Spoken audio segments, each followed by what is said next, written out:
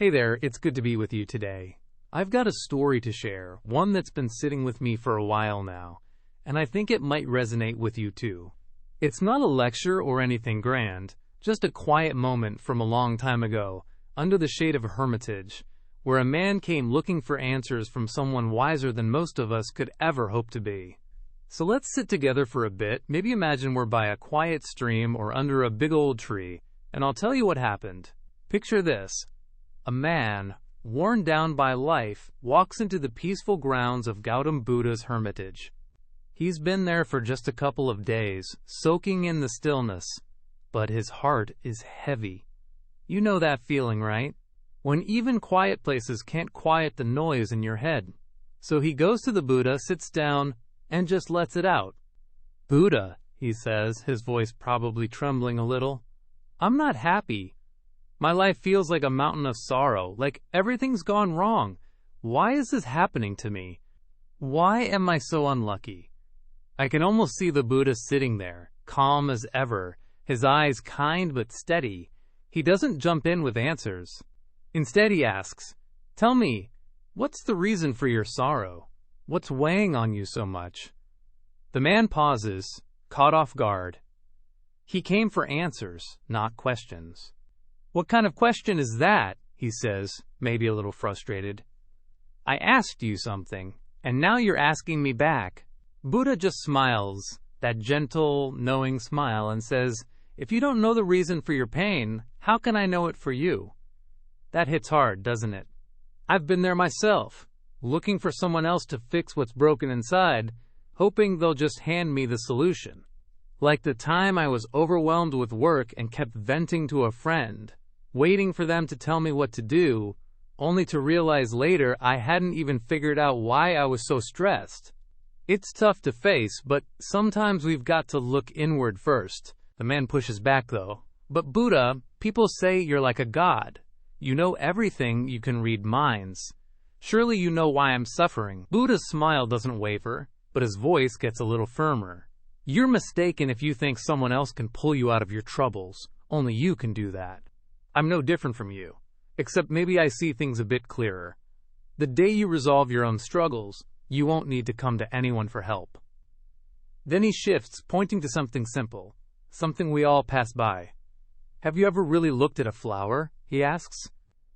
The man's surprised, probably thinking it's a strange detour. A flower?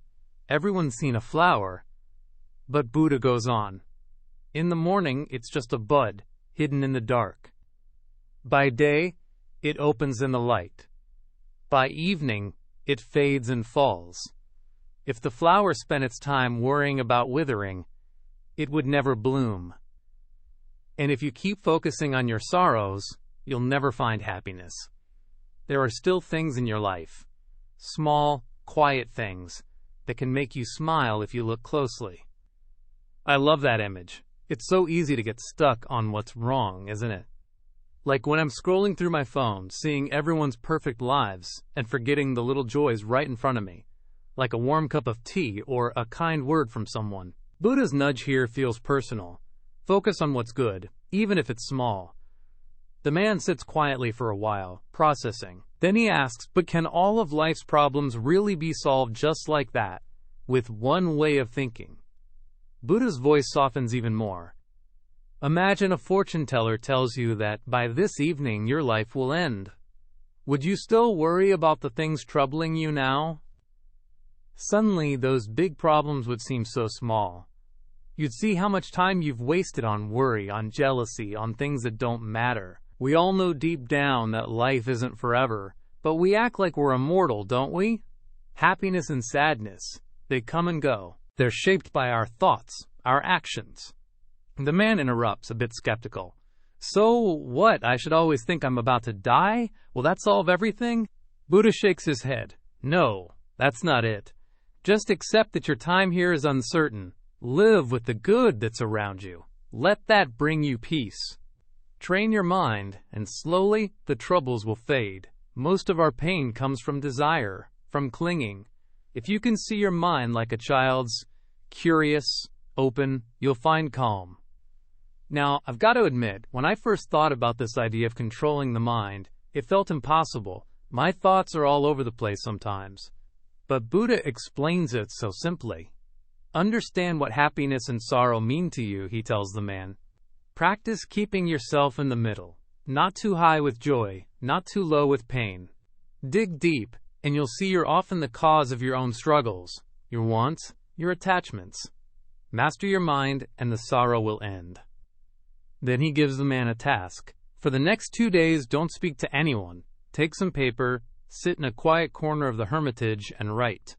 Write down your sorrows and why you think they're there. Then write down your happiness, even the smallest things, and why they make you glad. Take your time. Think deeply. The man bows, walks off, and does just that. 2 days later, he returns, papers in hand. Buddha says, "Read me your sorrows first." The man's voice is steady now as he lists them out. My family is rich, but I'm poor. I compare myself and feel small. I spend too much, save nothing. My wife is ill, and I've neglected her care. Part of me even wished for her to pass so I could start over.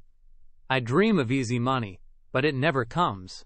I drink when I can't afford it. These are my burdens, and I see now I've caused many of them myself. Buddha nods, then says, "Now read me your happiness." The man's face lights up. In these 2 days I've felt a peace I've never known. I'm alive. I'm healthy. I have parents, a wife, children. Their love is my treasure. I can work hard, provide for them. I can let go of bad habits, build a better life. And the greatest joy? Being here, learning to know myself. As long as I'm in this world, I won't let desire or attachment trap me. Buddha smiles again, that same quiet warmth. We all spend so much time chasing the cause of our pain, but life holds a vault of happiness if we look for it. You don't need to list every joy. Just live with them. And when troubles come, sit quietly, find their root and let them go. Life's too short to be enslaved by worry. I think about that often, how we carry so much that doesn't need carrying. Maybe right now, as you're listening, you can take a breath and think of one small thing that brings you joy. Hold on to that for a moment. I'm doing it too, thinking of my dog's goofy grin when I get home. Let's sit with that lightness for a bit. And if something's weighing on you, maybe try what the man did. Write it out, see it clearly, and let yourself find the good too. We're in this together after all. I'll be here next time with another story to share. Until then, take care.